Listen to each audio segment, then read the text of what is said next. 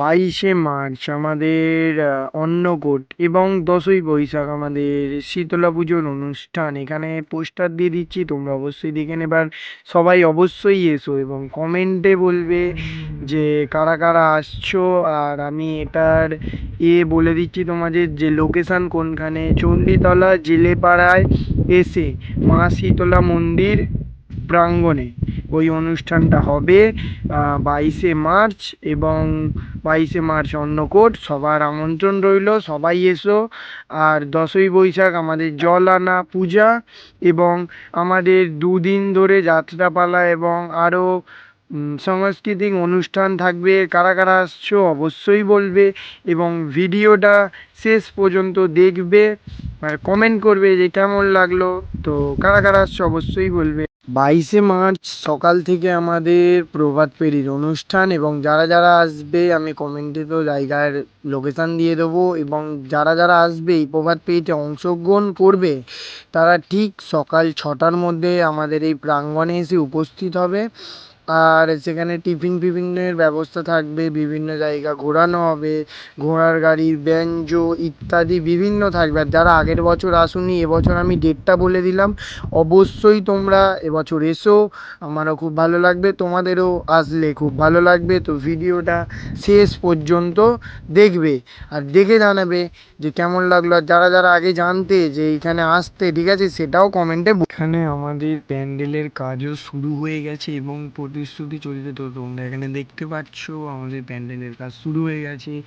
আরও অনেক কিছু থাকবে, নানান ধরনের অনুষ্ঠান হবে, ঠিক আছে। এই মন্দিরটা আমাদের বহু পৌরাণিক এবং পুরনো মন্দির। তো আজ আমরা এই স্থানে, এই জায়গায়, এই মন্দিরে দাঁড়িয়েছি এবং কারা কারা আসবে কমেন্টে জানাবে।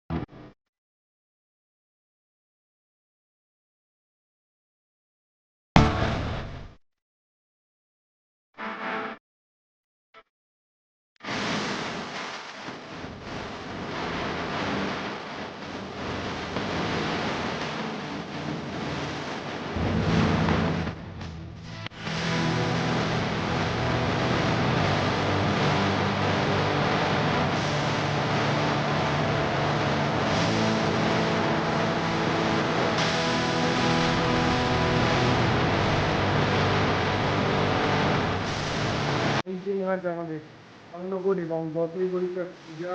তো যারা যারা আসতে চাও অবশ্যই আসবে, সবার আমন্ত্রণ রইল। সিনেমেটিক। তো এই দেখুন, এটা মন্দির, এইরকম জায়গাটা করে, ঠিক আছে। তো আর আমাদের অন্নকূট অনুষ্ঠান এখানটায় হবে, ঠিক আছে। এটা ঘাট আছে,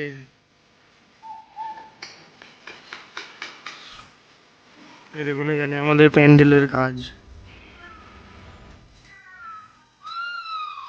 এখানে আমাদের প্যান্ডেলের কাজ চলছে।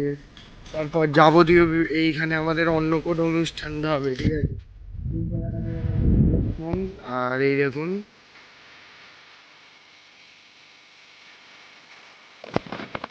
তো এখানে যে স্থাপত্য আছে এখানে,